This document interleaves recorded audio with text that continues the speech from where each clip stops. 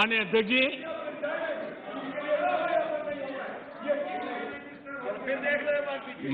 जी, आंदोलन कर रहे सभी किसान साथियों की भावनाओं का ये सदन भी और ये सरकार भी आदर करती हैं, आदर करती रहेगी। और इसीलिए सरकार के वरिष्ठ मंत्री जब ये आंदोलन पंजाब में था तब भी और बाद में भी लगातार उनसे वार्ता कर रहे हैं, किसानों के प्रति सम्मान भाव के साथ कर रहे हैं, आदर भाव के साथ कर रहे हैं। और इसलिए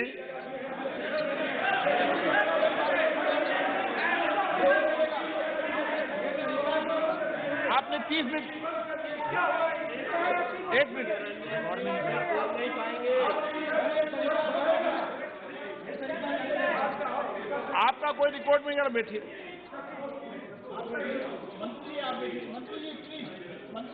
अधीर बाबू कुछ कहना है तो और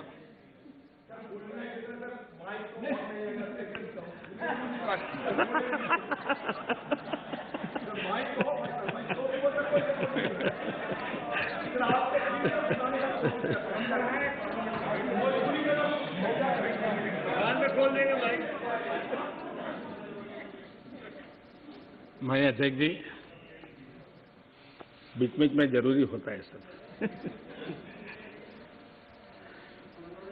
लगातार बातचीत होती रही है और जब पंजाब में आंदोलन चल रहा था उस समय भी हुई है, दिल्ली आने के बाद हुई ऐसा नहीं है।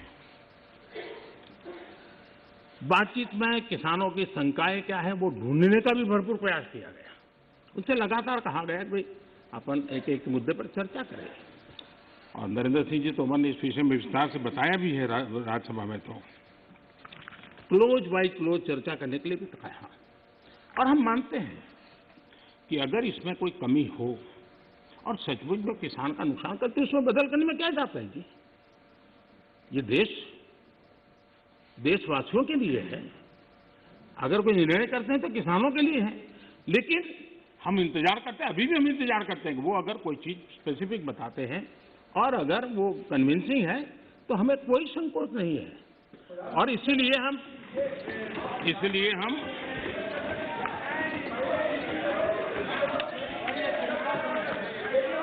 शुरू में जब वो पंजाब में थे, आपने अपनी बात कह चुके हैं।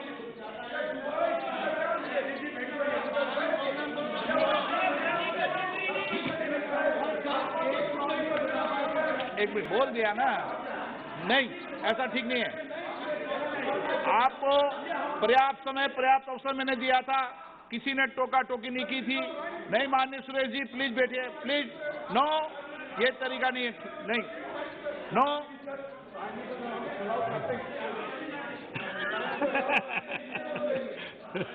चलिए ये क्रेडिट भी आपने मुझे दे दी।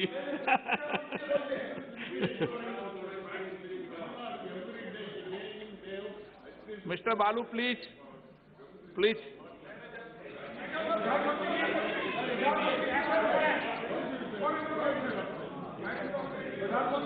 नो, नो, प्लीज आप बैठिए। आपको किसने कहा?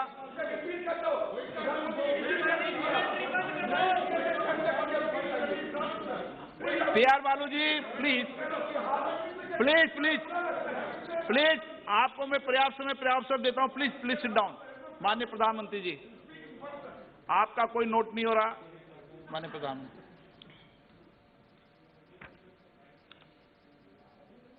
ये ऑर्डिनेंस के द्वारा ये तीनों कानून लागू किए गए थे, बाद में पार्लियामेंट में भी पारित हुए। कानून लागू होने के बाद न देश में कोई मंडी बंद हुई है, कानून लागू होने के बाद न कहीं एमएसपी बंद हुआ है। ये सच्चाई है जिसको हम छुपा करके बातें करते हैं, इसका कोई मतलब नहीं है। इतना ही नहीं, एमएसपी की खरीदी भी बढ़ी है और ये कानून नए बनने के बाद बढ़ी है। और इसलिए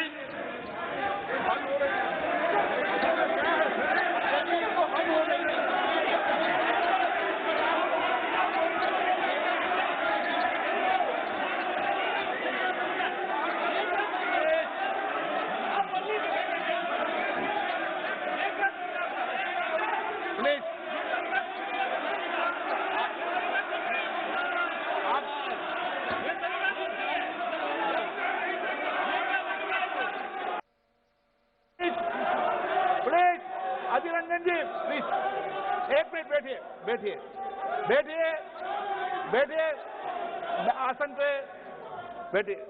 माननीय सदस्यगण, मैंने इस विषय पर आपको सभी माननीय सदस्यों को पर्याप्त समय, पर्याप्त अवसर दिया था। जब कोई भी प्रतिपक्ष का माननीय नेता या सदस्य बोलता था तो मैंने सभी से कहा कि सब बात ध्यान से सुने, किसी को टोका टोकी नहीं करे। और रात्रि को 1 बजे तक, जब तक सदन में अंतिम वक्ता था, मैंने पर्याप्त समय दिया है। मेरा आपसे आग्रह है, माननीय प्रधानमंत्री जी अपनी बात कह रहे हैं, आपने अपनी बात कह चुके हैं, उनका जवाब माननीय प्रधानमंत्री जी दे रहे हैं। माननीय प्रधानमंत्री से आग्रह करूंगा अपनी बात।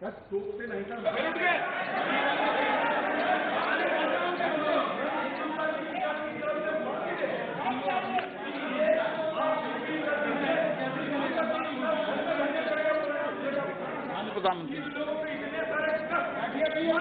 माननीय अध्यक्ष जी,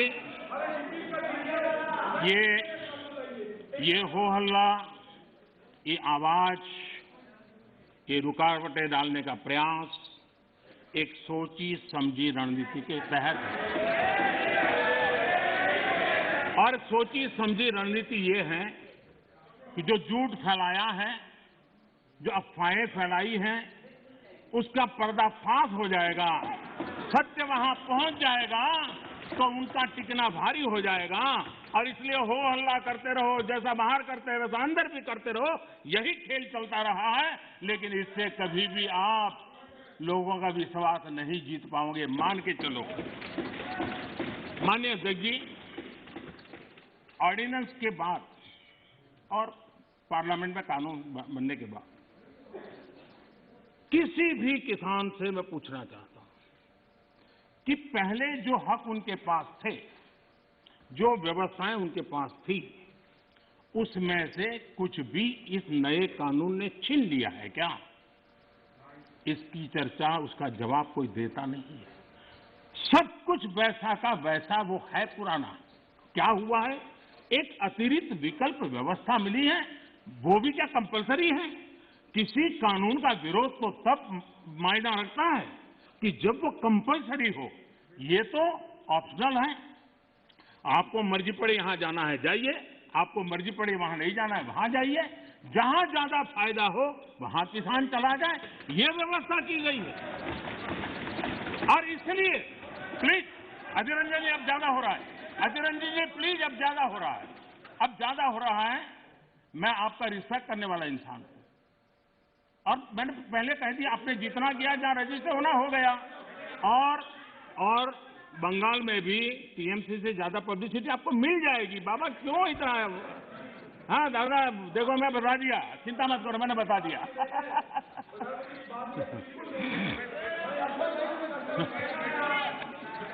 अधीर रंजन जी प्लीज, अधीर रंजन जी, अच्छा नहीं लगता है। मैं इतना आदर करता हूं, आप आज ऐसा क्यों कर रहे हैं? आप ऐसा क्यों नहीं कर रहे? अरे भाई, हद से ज्यादा क्यों कर रहे हो?